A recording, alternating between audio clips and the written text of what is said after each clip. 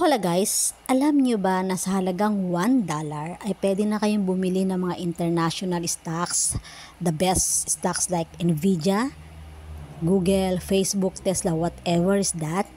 Usually kasi, in order to participate in a global stocks market, kailangan mo ng international account. And katulad ng IBKR na siyang gamit ko, in order to open account, kailangan mo ng kalahating milyon minimum. But with GoTrade, yung ituturo ko sa inyo ngayon, for as low as $1, pwede ka na bumili ng mga the best stocks in the world. I mean, kung meron kang extra na 200, 500 sa sahod mo, i-deposit mo lang sa GoTrade using GCash, as simple as that. Ako kasi 10 years ako sa Philippine stock market, but then wala namang nangyari kasi nga wala naman tayong technology and innovation na stocks, kaya naman ang performance is barya-barya lang.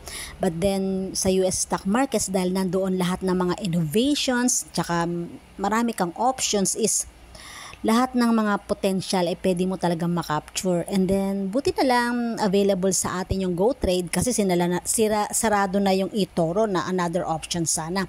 But with GoTrade, you can try, you can play. Ano ba naman yung 55 pesos, $1? And then, yeah, take it from there. I mean, anyway, kung meron kayong mga questions and concerns, let me know in the comments so I can guide you, okay?